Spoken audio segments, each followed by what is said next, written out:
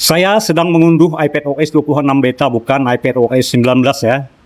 Lompat ke 26, penamaan baru software Apple. Dan ini adalah salah satu update yang paling ambisius untuk iPad. Kenapa begitu? Karena iPadOS 26 semakin mendekati kemampuan macOS, baik dari sisi tampilan, performa, maupun ekosistem profesionalnya.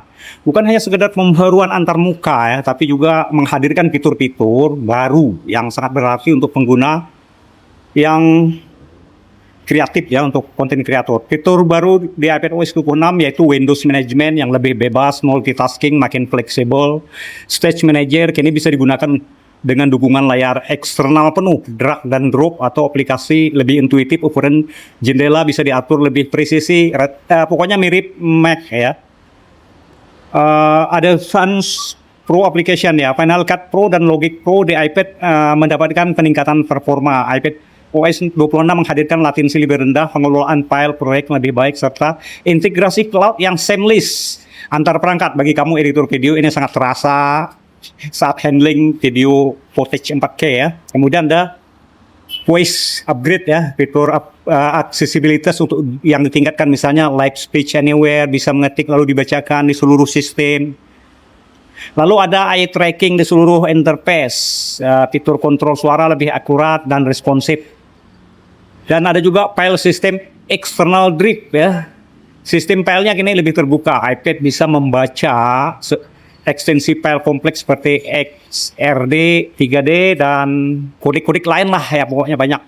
Kemudian ada AI Powered System Intelligent ya, ini AI. Kemudian Spotlight Search lebih pintar dan ringkasan dokumen otomatis, saran file berdasarkan konteks kerja dan frekuensi suara memo ya. Aplikasi editing video juga ya. Bagi pengguna iPad Pro dengan chip M2 atau M4, update ini terasa seperti memakai workstation ringan. Render lebih cepat, editing timeline lebih responsif ya. Bisa pakai external SSD langsung. Pokoknya mirip di macOS lah ya, dan semua workflow bisa disinkronkan dengan Mac ya, AirDrop dan iCloud. iPadOS 26 membuat iPad bukan cuma sekedar tablet, tapi studio creative portable yang andal. Begitulah kira-kira ya klaimnya. Sebelum download beta ya, ini saran ya, sebelum kamu buru-buru install. Ini sekarang saya sedang install nih, backup dulu iPad kamu ke iCloud atau Mac. Versi beta bisa saja tidak stabil. Kalau ada bug, kamu bisa restore data dengan aman ya. Kemudian gunakan perangkat sekunder jika ada. Jangan install di iPad utama, apalagi kalau kamu pakai buat kerja harian. Versi beta itu belum final pasti ya.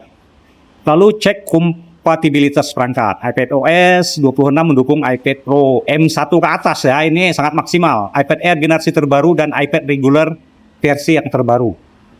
Cara download iPadOS 26 beta itu, cara downloadnya begini. Buka beta.apple.com di Safari iPad, login dengan Apple ID kamu, pilih enroll your device, ikuti petunjuk untuk unduh profile beta dan install. Nah, setelah restart, buka setting general software update, iPadOS 26 beta akan muncul. Tap download dan install saja. Jadi demikian caranya ya. Kumpulannya sebagai berikut lah.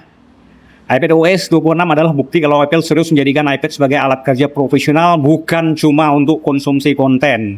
Dengan sistem yang makin cerdas dan terbuka, sekarang kamu bisa bekerja layaknya di Mac langsung dari iPad.